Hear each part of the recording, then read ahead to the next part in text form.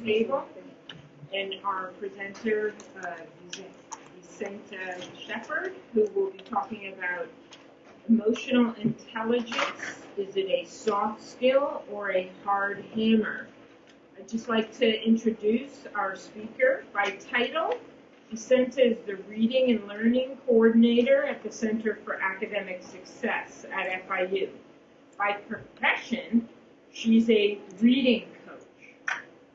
Now, what is a reading coach? A reading coach works with a variety of faculty and students at FIU to facilitate understanding in the content areas.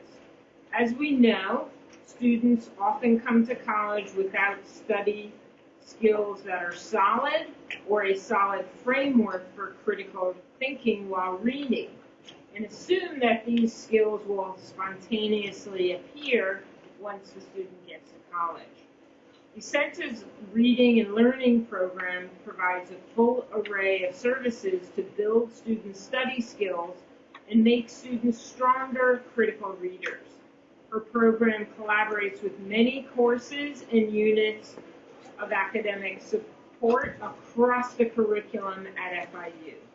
Vicenta also oversees the College Learning and Reading Association Tutor Training Program to maintain a standard of excellence for tutoring services offered. Her tutors are trained extensively in reading strategies and reading pedagogies to assess all students in a variety of classes throughout the curriculum. And just by a show of hands, are any of you utilizing the Center for Academic Success or the tutoring program here at FIU? A few of you. Previous to joining FIU in 2011, Vicenta was a reading coach for Miami-Dade County Public Schools, specifically at Coral Gables Senior High School. Any Coral Gables Senior High School ones? She began her teaching career in 2001 and has worked with a variety of teachers and administrators in secondary education throughout her career. And finally, Vicenta is currently pursuing her PhD in language literacy and culture in my college, which is the College of Education here at FIU. So it's a pleasure to introduce you to Vicenta Shepard. So thank you for a very warm welcome. This particular article got my attention during the summer as I was reading through it. If you think about who we are when we go into university, we're going into our respective fields as far as what we really like to study. We want to become experts in our fields as far as be it medicine, be it law, be it nursing, finance, economics. And so we certainly want to be competitive and we want to be at the top of our respective classes as far as how intelligent we are in our fields. A lot of times, though, I think we leave out what is called emotional intelligence, which is why this particular article got my attention. So just to get your brains into thinking about what intelligence is. Right now, how do we measure intelligence? For those of you who ever got tested for gifted, okay, what's the first thing they test you for intelligence? Yeah, IQ test. You have an IQ test. Anything else? Yeah, like an aptitude test. Definitely an aptitude test. And IQs are usually measured by, what's the range? What's average for an IQ? 100. Right, 100's the average. You qualify for if you're high achieving or if you're extraordinarily bright, that's usually about 130 is your IQ. How do you measure emotional intelligence? And is there such a thing as emotional intelligence? So this is what really got my attention with this particular article. If you do not have a copy of the article, I brought one with me, I brought several with me. Okay, so psychologist Daniel Goleman is addressing the concern of emotional intelligence, okay? And he's looking at 5 basic things that make up emotional intelligence, okay? So one of them, we're talking about self-awareness. Anyone wants to elaborate on that? How does self-awareness fit into emotional intelligence?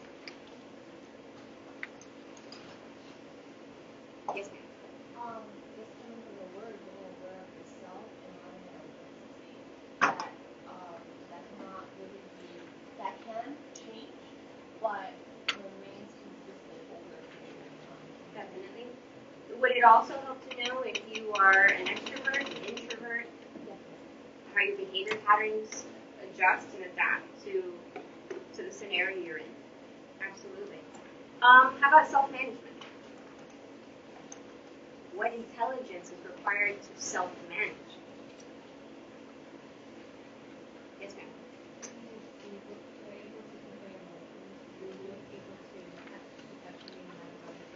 Right.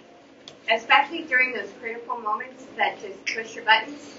How many of you, when you get cut off on the highway, you get cut off somewhere, your initial reaction is to push on the horn and blurt out about 3 or 4 expletives? Okay. Also, how do you manage that? Now, and you know this as intelligent people, can you do something like that at FIU, on campus, in a class? No, definitely. So we're in the realm here, okay? Taking a look at empathy. How does intelligence interlace with empathy? Now, do we understand the difference between sympathy and empathy? What is sympathy? Both come with the same root word, pathos. Pathos, if you remember from way back ENC 1101, pathos deals with what? Emotion. So sympathy means what? You have the same emotion as someone else. Okay, if someone's sad, I'm sad. Okay, how is that different from empathy? You can understand it. Also, you're immersed I'm sorry, I can't believe the reading coach here. You're immersed in that person's experience, so you're able to feel like you're in that person's shoes. Okay. One thing is, let's say you have a friend of yours, a parent is very ill with cancer, and you can certainly sympathize with that person because your friend's feeling sad, and these are very emotional. It's a very rough time.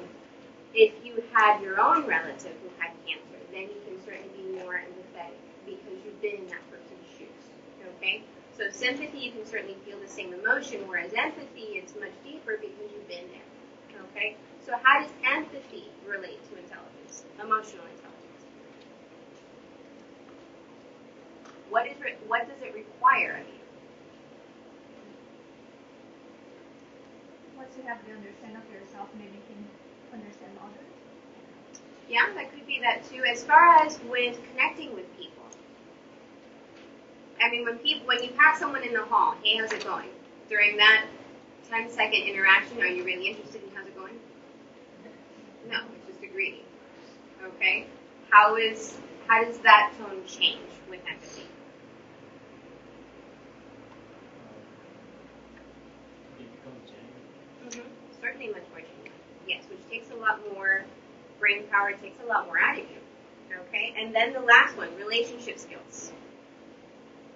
And not just personal. Okay, as in your family, your friends. What does that require intelligence-wise?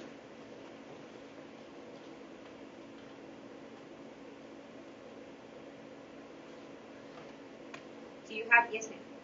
Stepping outside of yourself and being concerned about the other person's well-being. Right? Is it always about making nice? What is it also about as far as building relationships? Being truthful. Yeah. Yeah. I mean, you may not necessarily like the person you're working with, but you still have to find a way to work together and do that. That still is very much relationship-based. Okay? Now think a couple minutes on the professions. You are thinking about your own respective professions.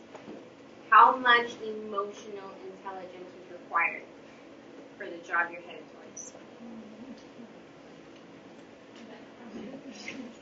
Okay, how much do you need in relationship skills?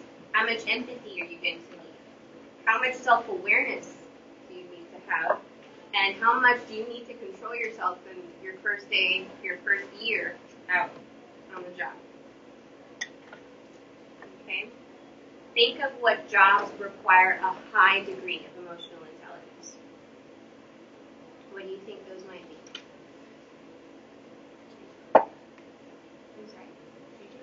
teachers, absolutely.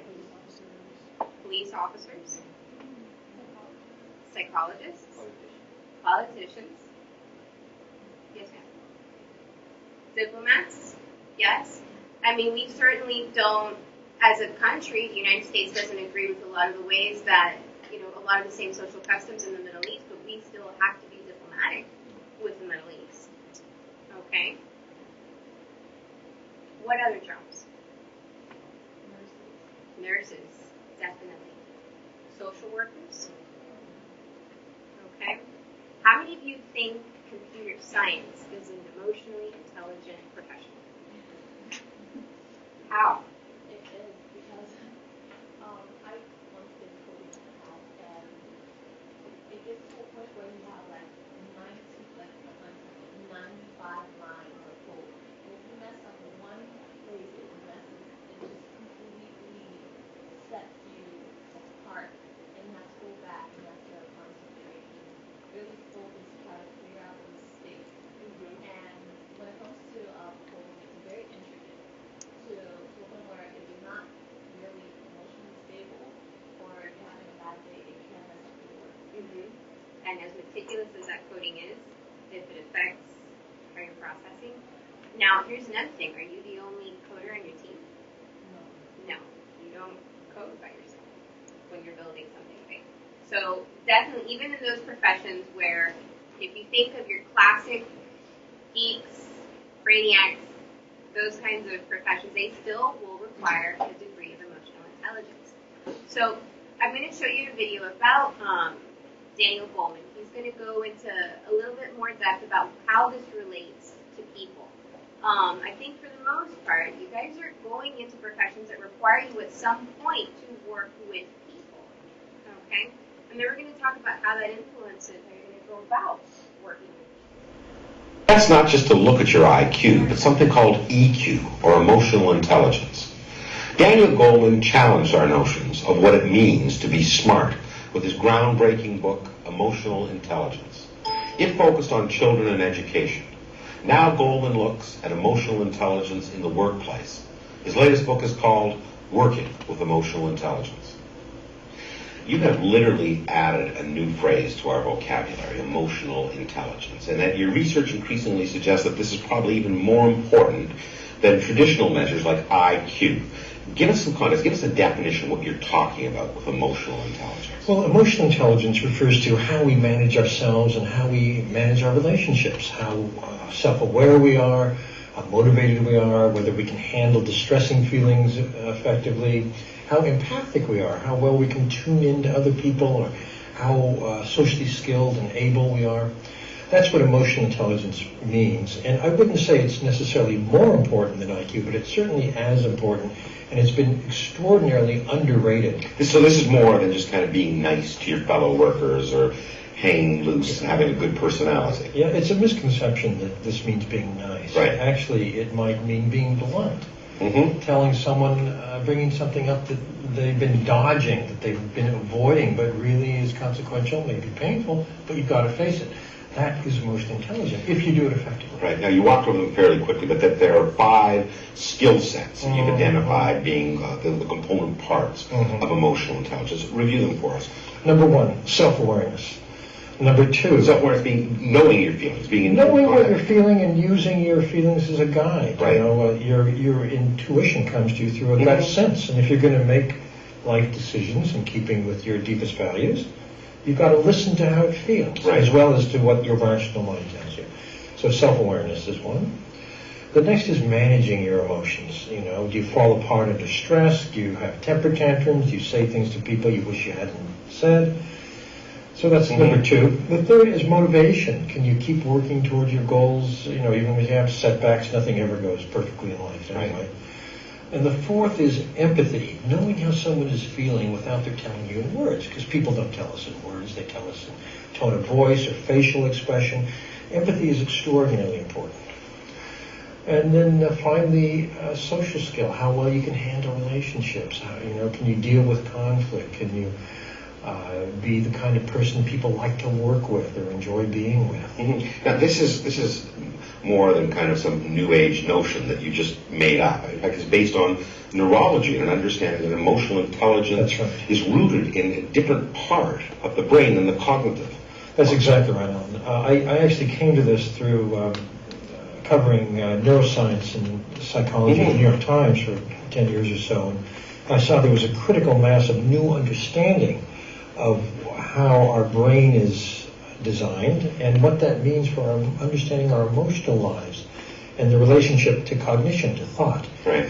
And basically the discovery is that the emotional centers of the brain, which are a more primitive part of the brain, they arose earlier in evolution, are involved in every thought, in every decision, and have different principles of learning, have the ability to kidnap or hijack the rest of the brain if they feel there's some kind of emergency or threat, and are enormously powerful in our mental lives, that they are orchestrated with the upper layers of the brain, the thinking brain or neocortex, and that an effective person has both of these circuits working in elegant orchestration.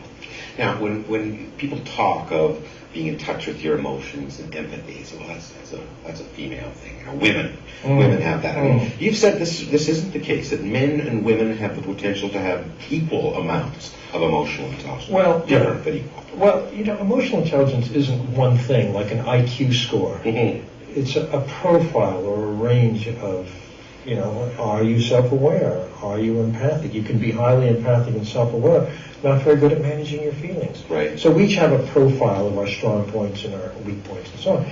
If you look at women on average, and you look at men on average, you have very largely overlapping bell curves with some differences, and the differences are interesting. Women on average tend to be better than men at empathy, sensing how other people are feeling, which is a basis for handling relationships. Men, on the other hand, tend to be better than women on average at managing distressing feelings, anxiety and anger, and at self-confidence or motivation. So you could say it kind of averages out if you look at the whole pattern. The other important thing to realize is that unlike IQ, which is stable through life, emotional intelligence continues to be learned. It tends to increase on average over every decade of life. To use a fairly simple analogy, we kind of call it maturity. We used to say, hey, as you go through life, you learn how to handle yourself a little better and get along with people a little better. That's what it comes down to. It is maturity. And the good news is, if you didn't get something, like you really are tuned out of people, or you fall apart under stress, you can learn at any point in life to get better at it. Right. Now, you've taken your earlier work, which focused largely on children in the educational system, into the workplace. In doing so, I mean, you've interviewed and analyzed over 500 different corporations and talked to people what they're looking for in different skill sets for all kinds of different job categories, and found, lo and behold, that emotional intelligence is kind of 2 out of 3 in most jobs, and as you get higher, it becomes almost exclusively the things that matter. What kind of attributes are these companies telling you they're looking for? What's important? Alan, the data is very intriguing because I got access to studies that companies had done just for their own information. These are generally proprietary studies. A company wants to know, in a given position, clerks, managers, accountants, what are the qualities or abilities that make some people real standouts and other people just mediocre? And there are basically 3 domains of ability. There's cognitive ability, or IQ. There's technical expertise, what you've learned that helps you at your job, like a computer program or something like that. And then there's the emotional intelligence range. And it turns out that across all companies and for jobs of all kinds, in terms of what distinguishes star performers from average, emotional intelligence is twice as important as IQ plus technical skill combined. Twice as important. As you said, the higher you go in the organization, the more it matters. Right. For top executive positions, about 85% of what distinguishes the best from the average. IQ and technical skill are entry-level abilities. Right. They're threshold abilities. You need enough to do the job. If you don't have them, forget it. Yeah, you wash out. Right. But that doesn't mean you'll be good at it. What determines whether you'll be really excellent are these other abilities. So that's what companies are looking for. Yeah, do you think the premium that's placed on emotional intelligence, the importance of emotional intelligence, is something that's always been there, or is it a changing environment, the different demands of the modern workplace that's bringing this more to the fore? I think the new environment for work is putting a premium on these abilities. It used to be, in the old military style chain of command. Right. People would get promoted for the wrong reasons. They'd be horrible bosses. Everybody lived with it. That's the way life is. Now companies are finding, hey, bosses like that, people don't leave companies. They leave bad bosses. Mm-hmm. So you can't hold your best talent anymore if you have people like that. By the way, people aren't very effective. There was a study done globally at PepsiCo, including here in Canada, division heads. They found that if the head of a division was strong in 6 or more emotional intelligence abilities, they outperformed their yearly revenue goals by 15 to 20%. If they were weak, they underperformed by about 20%. Well, that is a huge difference in earnings. You go on and make the point that if this is the case, and the evidence seems to be overwhelming that it is that companies are wasting billions of dollars on training programs and human resource development courses that continue to impart the old cognitive skills. Yet the people you talk to that are drawn to this conclusion are telling you that different things are important other than technical skills.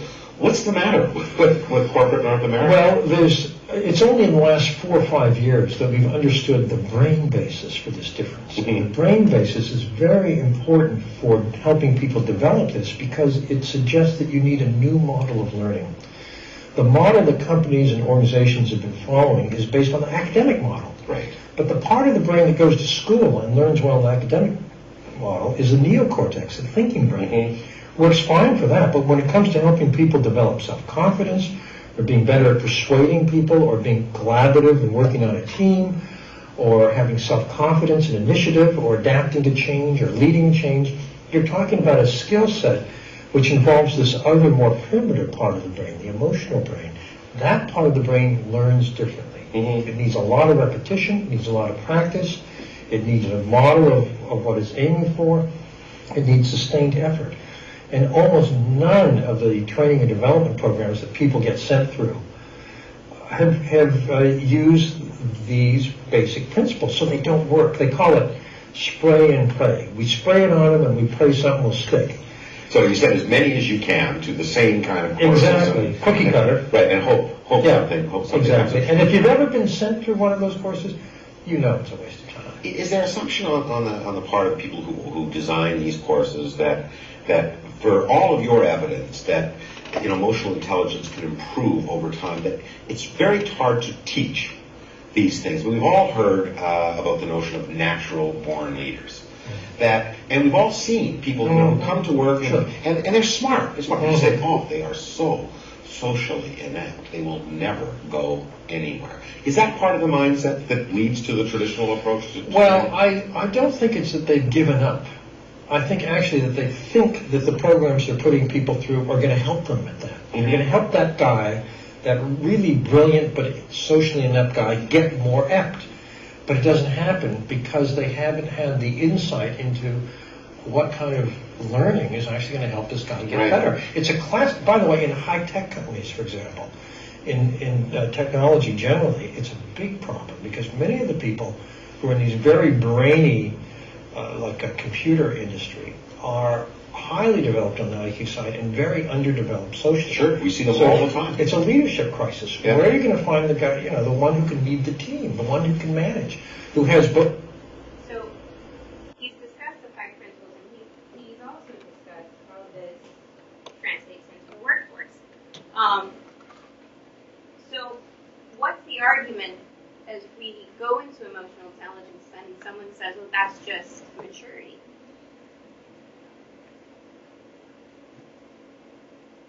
Have we had immature adult professionals in the workplace? Yes. How so?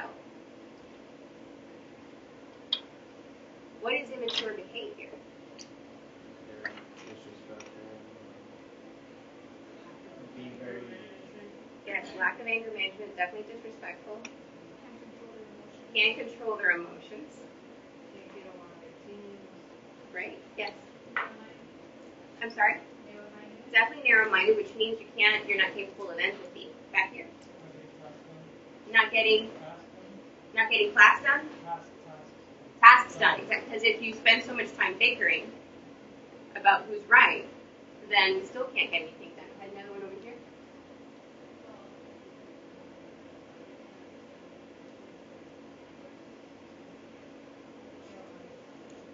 Yes, definitely. I'm sorry? Acting foolishly. Yes. So these are things where it is necessary. Now, something that I find curious, because we've all had those bosses, or we've seen people move up to very high ranks, and you ask yourself, how did that person get all the way up there? Okay? Have you ever heard of something called the Peter principle? No? Okay. You've heard of the Peter principle. Dr. Lander, if you want to share the Peter principle. Okay. The Peter principle, and when you guys go out into the workforce, you'll see this, is that you'll see people who they got a position that you start to wonder how they get this, and they absolutely didn't earn it. And when you start interacting with this person, you see that this person really isn't as qualified as he or she should be. The Peter principle is someone who is promoted to his or her degree of incompetence. So if someone is absolutely incompetent at being a social worker, okay, then he or she is going to be promoted to be the director or what have you, and not really have a full understanding of what those of us in the trenches are doing, okay? Having taught in the public school system, yeah, I ran into several of those people. So you're going to see that no matter what profession you're going to be into. So my question is this: how do you cultivate emotional intelligence? Is that something that comes from the top down? Is that something that you do as part of your training program? Or is that something that we rely on the HR department to say, you all need to be sensitive? What do you think? Yes, ma'am. I think that it starts in the school system. I think that this is something that should be integrated into elementary education, middle school education, and so on. So this is something that should be an integral part of our lives, not just something that we focus on for the workplace. No, this is something that is everyday life. So. Yeah, absolutely. One of the things that I have in my tutor training program, obviously if you're going to be a tutor at the Center for Academic Success, you have to be very bright. Your intelligence quotient needs to be up there. You have to be very successful in calculus, in physics, in religion, whatever it is, you have to be a stellar student. But besides being a stellar student, how much emotional intelligence does it take to be a good tutor? Okay? We have students coming in there who are frustrated because they don't get the material. We have students coming in there who are overwhelmed right now because it's not just getting the material. They're trying to work 40 hours a week. And they're trying to make ends meet. They don't have time to study because they're so exhausted from coming to work. Okay, that requires empathy. And then we also have students who, they're maybe 35, 40 years old. They're coming back to school after not being in school for so many years. So you have to still build a relationship with someone who may not be your peer. Okay, culturally, age-wise, chronologically, those kinds of things. So one thing that I'd like you to do, and this is going to be something we're going to talk about now, start talking about the professions that you're going to go into. And I'd like for you to think about the potential issues that you would have. So this particular activity, besides the topic of emotional intelligence, in order to exert emotional intelligence, we also call that emotional labor. A couple years ago, one of our own FIU professors and now Vice Provost, she gave a great presentation on emotional labor, Dr. Newman. And I think this is a really good exercise thinking about what it takes from you emotionally to be able to be effective within your respective workplaces. So this particular activity, talking about the challenge that you have at work, I know that many of you probably not working right now, but think of a part-time job you've had, think of a part-time job you're in, think of a class scenario you're in with a group project. We certainly have group projects that we all have to participate in. And take a couple minutes and answer these questions and we'll discuss them. So let's start with a school-based setting for class. How many of you are experiencing a challenge that requires your emotional intelligence in class? And I heard a couple rumblings. Yes, ma'am. Group projects. Group projects. Yeah. Can you explain the situation? I guess just like having to carry others, like group members' weights, doing more than others, and I put that maybe others just don't care as much to grade as like I do, for example, or some are graduating already and like their GPA doesn't really count because this is like their last semester or whatnot. So there's very little empathy going on within your group. Yes. Yes. How about the relationship skills within those? Like I think they're pretty good. I mean, there's good communication, but then again, I don't know, when it's time to like get together to work, others bring more than certain members. So I don't know. We've all gone through those group projects.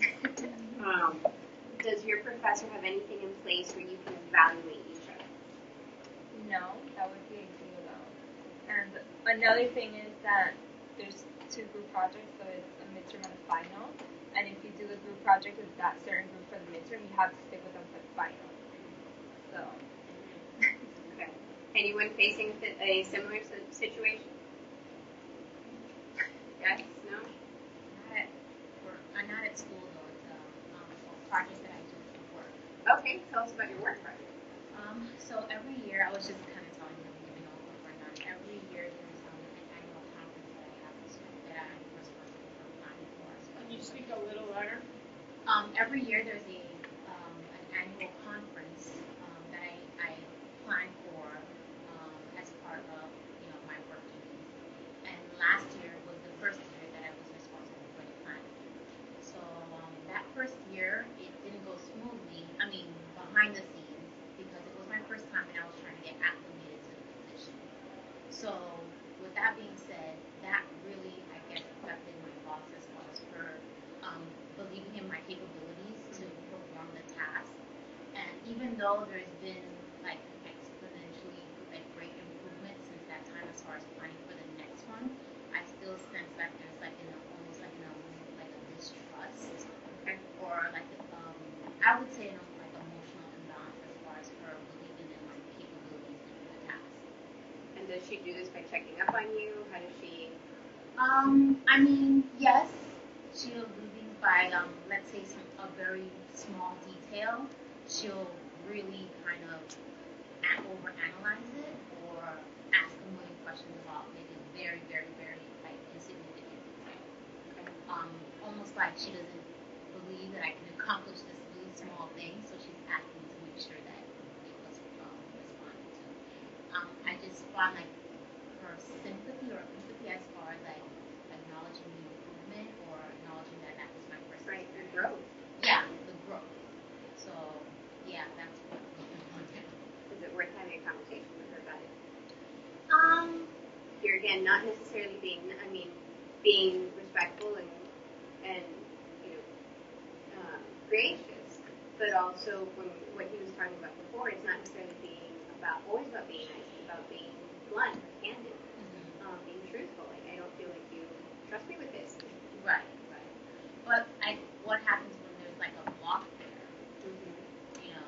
Even though there was no emotional candidness as far as like, yes, I'm verbal and nonverbal as far as me actually performing those tasks and completing them, to show her, yes, you can trust me with this. This is, my second time around, I've improved. And the part of her being receptive to that, or just kind of having this constant in the back of her head, this doubt. Right. Do you have any opportunities between the next big conference to show her that you can? Oh yeah, it's a year in planning, each one. So the next one is Like a mini conference. Yeah, exactly. There's another one in November that's like a mini version of the bigger one that happens. Okay. This will make a good opportunity. Right. Exactly. Yeah. Okay. But she does fix themselves. Yeah, of course. She's bringing up a good point, because once you try to be in balance with emotional intelligence, and then but also you're dealing with other people that may not At the same. right, they not be even concerned about it. So I guess we have to use this for us, but learning to deal with others in different levels of their emotional intelligence. Right, which brings the next question of what makes a good leader as far as emotional intelligence. And remember when he was talking about a combination, okay? Whereas it's not where this is what's very different from an IQ. Your EQ, you have a profile of 5 things. An IQ that's pretty fixed. And keeping in mind, this is something that is conditioned behavior. Think about this as you start to, once you go into your respective careers, as you start to climb the ladder, what kind of leader do you want to be as far as, okay, you know you're very passionate about your job, you know you care about your employees, you care about your team, but you're having a hard time getting frustrated and you're quick to snap. And you don't necessarily want to do that, but that's something that can be conditioned. As a leader, is that something that you want from your team? So definitely, right now it's something, this was what I also learned my first year teaching. I had good teachers supervising me, I had bad teachers supervising me. From the good teachers, I knew exactly what I wanted to have in my classroom. From the bad teachers, those lessons were just as valuable because I knew what I didn't want in my classroom. So from both of you in this aspect, definitely think about the leadership that's being exerted here, and also with your group members, your professors, what is it that you would never want to bestow on your team or on someone who would need to be reporting to you. Okay? Anyone else? Challenge. Yes, ma'am. Sure. Last month of summer, I was in the school before, and I got a call for school working on the project, and before we had to submit the project, talk to the other 2 guys, and we were like, hey, we did the part of the group, but it's tomorrow, we have to put it all together. And one of the guys, he sent us the project, like 2 hours before the class, so I could do it in. And when we read it, like this part, it was all copy-paste from the internet. So we called him up and we said like, hey, we just write copy-paste from the internet, we cannot like turn this in. He was like, well, this is all I can do. If you want it, you can take it. If not, I don't know what we're gonna do. Here's another question. Did your professor give you a chance to evaluate each other? Did you have individual evaluations? So, do you feel that your professor could see what work represented each student? I guess the time of the presentation, we really didn't know the subject. Okay. So, the proof was in the pudding. Yeah? Okay. Okay, guys, so things that I want you to really take away with you. One, emotional intelligence is not some pop psychology trend that's coming around. There really is what we call in the workplace soft skills, okay? You definitely need what he was talking about before. There has to be the cognitive talent there. You have to be a great programmer. You need to be a great psychologist. You need to be a great financier, okay? But also remember that many of you are going to be in professions that work with people. You need what's called soft skills, okay? And how you develop those soft skills is really keeping in mind these 5 things. All right? Any other questions? Yes, ma'am. So, do you think that they are going to be implementing more in the school system in general, now that they are finding out that it's so important, and it's different from the academic learning that you explained in the neocortex? So, do you think that their schools going to be trying to implement those things more? In the school, and I can speak for the public school system. I know that those kinds of things are discussed definitely across there's a huge effort to discuss that across the curriculum, especially in the social sciences. When you start to look at history classes, you start to take a look at psychology classes, the language arts classes, even the science classes, you start to look at behavior and how you have to, as more students also with the group projects, the teachers have to cultivate that kind of emotional intelligence as you're going through these lessons, as you're going through the curriculum. So yes, it is something that's being incorporated with that. Also, there's a sense of community service, there's a sense of mentorship, students are having to identify careers much more early on than ever before. And with that career decision also comes, what are some other soft skills that are necessary for that? If you don't like children, I hate to see you as a teacher. So, yes. So, let's say, for example, there is awareness of employers. Is there particular, is there like a certain studies recommended for the universities who do have maybe some people talk about those kind of things? They do have, emotional intelligence. There, meaning some sort of certain professions that may be recommended for people who have. I think it's definitely a barometer for that would be how much you have to work with people. Think about retail. The poor person who has to work the cashier at Macy's on Memorial Day weekend. Think of the emotional intelligence on the cashier's part, but then also think about the manager who should be supervising that. I think something that's difficult in that area,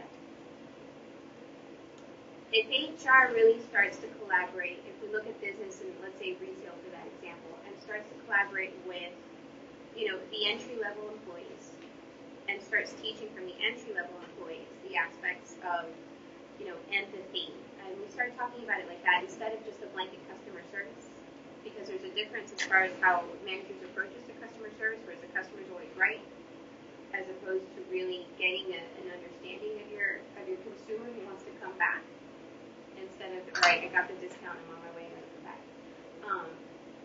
As far as the literature, definitely continue to research Bowman, go into our own, Dr. Newman talking about emotional labor, but start to think about the professions that the more they interact with people, the more studies are going to be about those professions as far as that's concerned.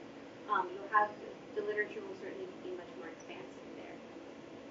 Social workers, teachers, nurses, if we talk about your law enforcement, those are highly emotionally laborious professions, which require a really high profile for your EQ. Yeah, of course. I think that a lot of, for example, self-awareness and empathy, I think that a lot of that, even though, yes, it would be great to see it in organizations, there's a lot of studies. You're in education, I think that that's key to children certain strategies, but in reality, for example, empathy, that's definitely at home. Yes. How do you teach a child to, know what it feels like, my niece was biting me at work. She would not stop biting me. She tried biting her back at work. She tried, time out with her work, and it was to the point where, I don't know how she got through it, but trying to teach her that what she was doing was something that was not nice, and how would you feel? They inflicted pain on somebody else. Yes. Yes. I would say though, by the same token, they spend sometimes more time in school than they spend at home. So one cannot underestimate the power good and bad of the school environment on the child. It's yes. I'm sorry, I want us to argue for that because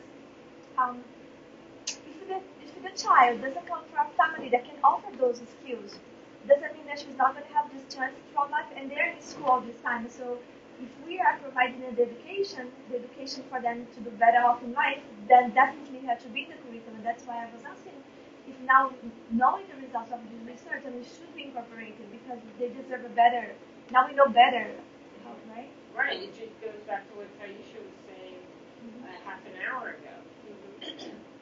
Absolutely. It's something where it's ideal that these kinds of things should be taught at home, but the reality of the situation is if you have a single parent home and the parent is working until 6 o'clock when daycare runs up, the parent is rushing to pick the child up from school, she has just enough time, or he has just enough time to get home, start the child on the homework so we can make dinner, and then by the time homework's done, dinner, bath,